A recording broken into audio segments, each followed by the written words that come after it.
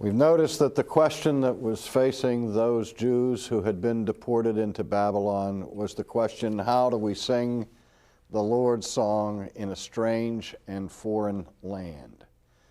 Now, what they were experiencing at this point in history had been experienced much early in their history in the case of one man who had been exiled and deported to a foreign country. But in his case, he was alone.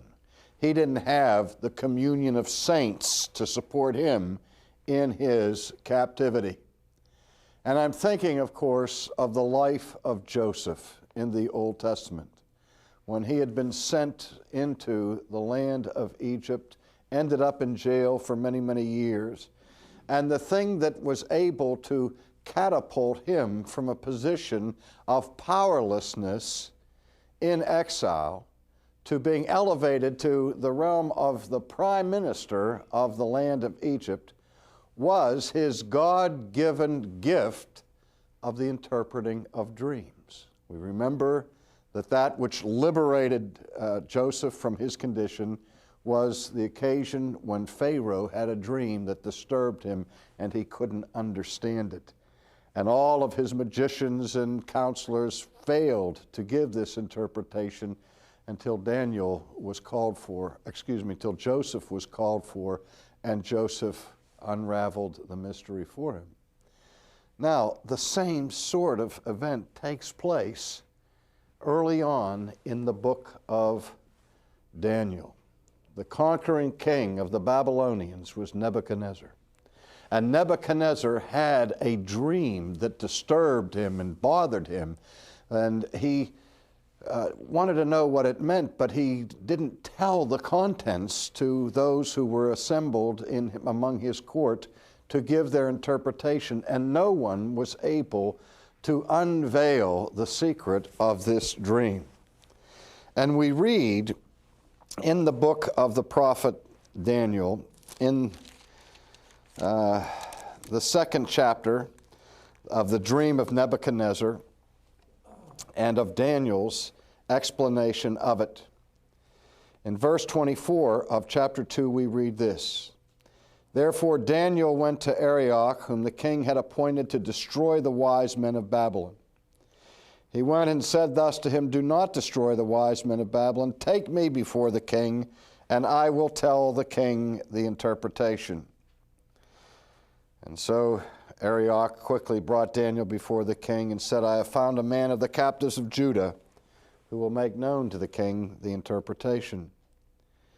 And so the king asked Daniel, whom he called Belteshazzar, Are you able to make known to me the dream which I have seen and its interpretation?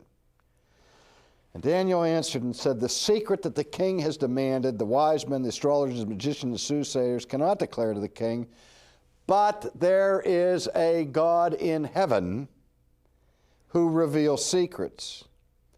And he has made known to King Nebuchadnezzar what will be in the latter days. And then he proceeds to tell him the content of the dream. In verse 31, he said, You, O king, were watching, and behold, a great image. And this great image, whose splendor was excellent, stood before you, and its form was awesome. The image's head was of fine gold, its chest and arms of silver, its belly and thighs of bronze, its legs of iron, its feet partly of iron and partly of clay. Here's where we get the image of feet of clay. And you watched while a stone was cut out without hands, which struck the image on its feet of iron and clay and broke them in pieces. Then the iron, the clay, the bronze, the silver, and the gold were crushed together and became like chaff from the summer threshing floors, and so on. Now in verse 36, this is the dream. Now we will tell you the interpretation of it. You, O king, are a king of kings. For the God of heaven has given you a kingdom, power, strength, and glory. And wherever the children of men dwell, and the beasts of the field, and the birds of the heaven, he has given them into your hand, and has made you ruler over them. You are this head of gold. But after you shall rise another kingdom that is inferior to yours, and then another, and then a third kingdom of bronze, which shall rule over the earth. And then the fourth kingdom shall be strong as iron, inasmuch as iron breaks in pieces and shatters everything. And like iron that crushes, that kingdom will break in pieces and crush all the others. And he goes on to explain the forecoming of four distinctive kingdoms. Now, there's been much controversy and debate in identifying exactly the four kingdoms that are in view here. I favor the position that is held by many scholars that the four kingdoms, the first one is clear, it is the kingdom of Babylon. And second, the kingdom of Babylon is followed by what is called the Medo-Persian kingdom, as the Persians conquered the Babylonians. And the third kingdom that follows after the Persian kingdom in ancient civilization was the Greek conquest of the ancient world, which one then in turn was followed by the Roman Empire. Now, as I say, there are some variations of this theme that others have concocted, but for the most part, this seems to be what these four kingdoms represent. And so Babylon's king, Nebuchadnezzar, is given this dream by which it is revealed to him that his kingdom is going to fall. And it's going to be followed up by lesser kingdoms that will all be controlled by the providence of God to bring about his future purposes. Now, we know that soon after the interpretation of this dream, Daniel, like Joseph before him, was promoted to a position of authority in the kingdom, along with some of his friends, Shadrach, Meshach, and Abednego. And we're all familiar, I think, with that story, how that after that, Nebuchadnezzar made this magnificent golden image of himself and required that the people show their obeisance to him by bowing down before the king. And Shadrach, Meshach, and Abednego could not do that, because we remember that one of the main reasons why the judgment of this exile came upon the people was because the people had fallen into the practice of idolatry. They had given worship to other gods and to pagan images. And even though they're in exile and they're surrounded by a culture that does not share their faith, Shadrach, Meshach, and Abednego will not compromise. And if there's a message here for us today, it's in the devotion and the loyalty of these men to the living God. And so certain of the Babylonians came and made accusations against the Jews. They flattered Nebuchadnezzar. They said, "O king, live forever. O king, you have made a decree that everyone who hears the sound of the horn, flute, harp, lyre, and psaltery in symphony with all kinds of music shall fall down and worship the gold image. And whoever does not fall down shall be cast into the midst of a burning fiery furnace. But there are certain Jews among you whom you have set over the affairs of the province of Babylon, Shadrach, Meshach, and Abednego. These men, O king, have not paid due regard to you." And can you see what's going on here?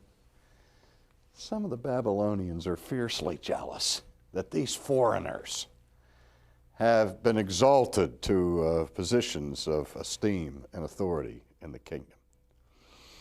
And they're trying to be scrupulous. But these envious people come and say, "Hey, king, you made a decree that anybody who refused to bow down to that golden image was to be cast into the burning fiery furnace. And there are 3 of these foreigners that are not doing it."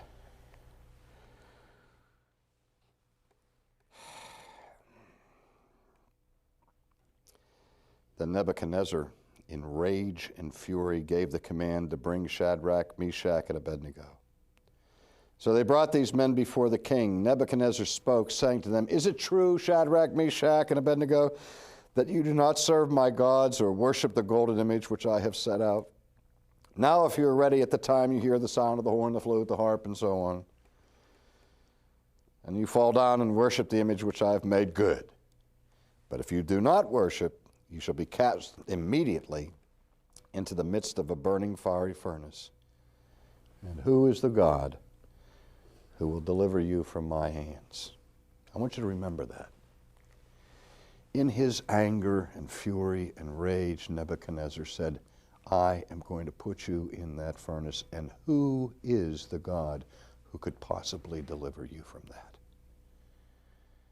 Keep that stored in your mind for what happens a couple of chapters later to Nebuchadnezzar himself. Shadrach, Meshach, and Abednego answered and said to the king, "O Nebuchadnezzar, we have no need to answer you in this matter. If that is the case, our God whom we serve is able to deliver us from the burning fiery furnace, and he will deliver us from your hand, O king. But if not, let it be known to you, O king, that we do not serve your gods, nor will we worship the gold image which you have set up." This is one of the most heroic responses in all of redemptive history.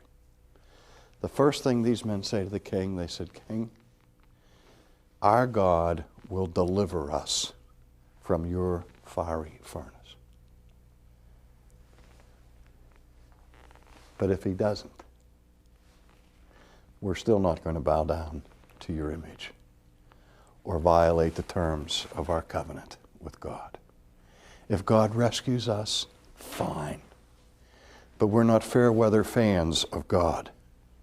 We are prepared to lay down our lives to be faithful to him." Well, that didn't exactly please Nebuchadnezzar. For we read that then Nebuchadnezzar was full of fury, and the expression of his face changed toward Shadrach, Meshach, and Abednego. He spoke and commanded that they heat the furnace 7 times more than it was usually heated.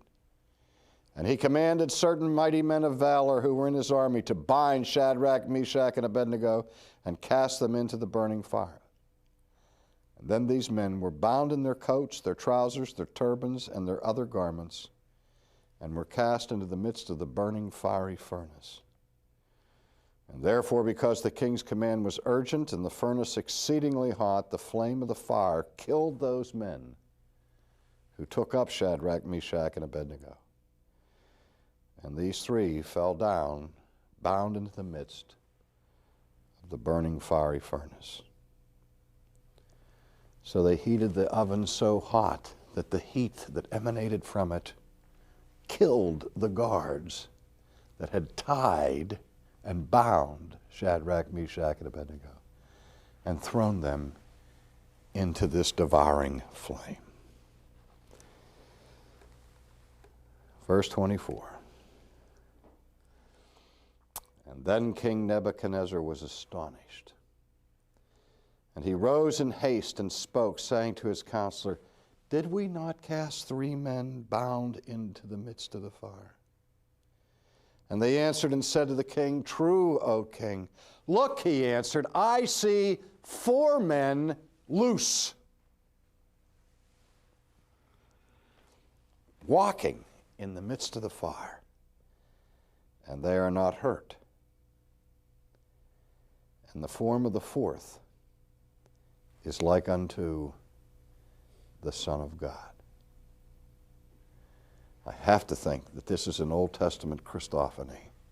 This is a pre-incarnation appearance of the second person of the Trinity, who came not to the cross, but to the furnace, who stood in the crucible with his faithful people and rescued them from the wrath of this king.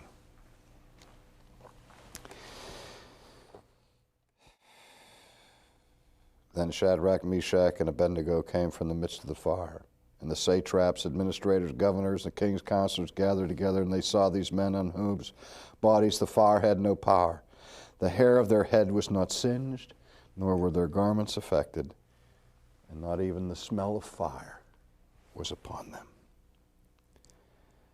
And Nebuchadnezzar spoke, saying, Blessed be the God of Shadrach, Meshach, and Abednego, who sent his angel and delivered his servants who trusted in him, and they have frustrated the king's word and yielded their bodies that they should not serve nor worship any god except their own.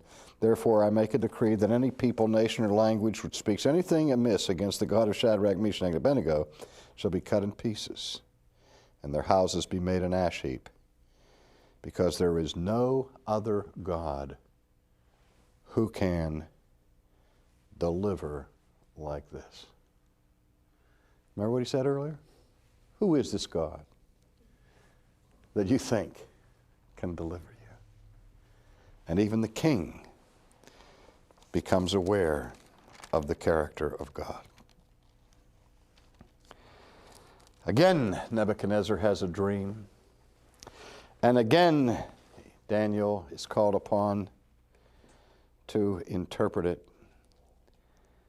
And is his interpretation of judgment upon Nebuchadnezzar, where the reading of the interpretation is found in chapter 4, verse 31. While the word was still in the king's mouth, a voice fell from heaven, King Nebuchadnezzar, to you it is spoken, the kingdom has departed from you. And they shall drive you from men, and your dwelling shall be with the beasts of the field. And they shall make you eat grass like oxen. And 7 times shall pass over you until you know that the Most High rules in the kingdom of men and gives it to whomever he chooses. This is a contest of kings. Just as we saw earlier in the contest between Moses and God and the power of Egypt in Pharaoh. Now God is saying to the most powerful king of the time, we will see who has the power. The Most High rules in the kingdom of men, and he gives it to whomever he chooses. And that very hour the word was fulfilled concerning Nebuchadnezzar. He was driven from men and ate grass like oxen. His body was wet with the dew of heaven, till his hair had grown like eagle's feathers, and his nail like bird's claws. Does that remind you of anybody? Howard Hughes, in the dementia of his latter years, with fingernails several inches long. One of the most powerful men in the world, reduced to living like an animal. And so Nebuchadnezzar is humiliated in the extreme. But at the end of time, he said, I, Nebuchadnezzar, lifted my eyes to heaven, and my understanding returned to me, and I blessed the Most High, and praised and honored him. For his dominion is an everlasting dominion. His kingdom is from generation to generation. No one can restrain his hand or say to him, what have you done? I, Nebuchadnezzar, praise, extol, and honor the King of heaven, all of whose works are truth, and his ways justice, and those who walk in pride he is able to put down. When Nebuchadnezzar died, the kingdom was transferred, and decades passed, and the Jews were still under the oppression of the Babylonians, and the Jews were still under the oppression of the Babylonians. And then one of the most fascinating stories is found in the 5th chapter of Daniel. The story of a later king whose name is Belshazzar. And we read in chapter 5, Belshazzar made a great feast for 1,000 of his lords and drank wine in the presence of the 1,000. And while he tasted the wine, Belshazzar gave the command to bring the gold and silver vessels which his father Nebuchadnezzar had taken from the temple which had been in Jerusalem, that the king and his lords, his wives, and his concubines might drink from them. And they brought the gold vessels, that had been taken from the temple of the house of God, which had been in Jerusalem, and the king and his lords, his wives, and his concubines drank from them. They drank wine and praised the gods of gold and silver, bronze and iron, wood and stone. Do you see what's happening here? Belshazzar is filled with arrogance and pride, and he decides to have this mighty feast. He is the king of Babylon, and you have to understand that the city of Babylon, of all of the cities of antiquity, was clearly the most impregnable fortress of that time. Its walls were so thick and so high, it had no apparent points of vulnerability. And according to the secular historians, even while this feast is going on, the armies of the Persians had marched into Babylon and were contemplating a way to lay siege to the city. Didn't bother Belshazzar, because he knew there was nothing the Persians could do to defeat them. They had enough provisions in this huge city to last for years, and they could simply outweight the armies of the Persians. And as I said, the walls were impregnable. So he decided to have a feast, and he has all his dukes and duchesses and lords and princes and gets thousands get together for this feast.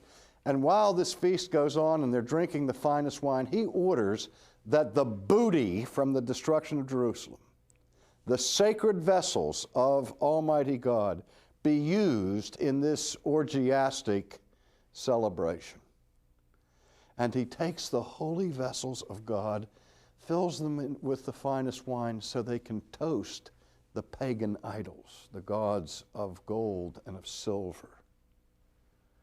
And while he's in the midst of this arrogant celebration, suddenly he turns and he sees what nobody else in the room is facing.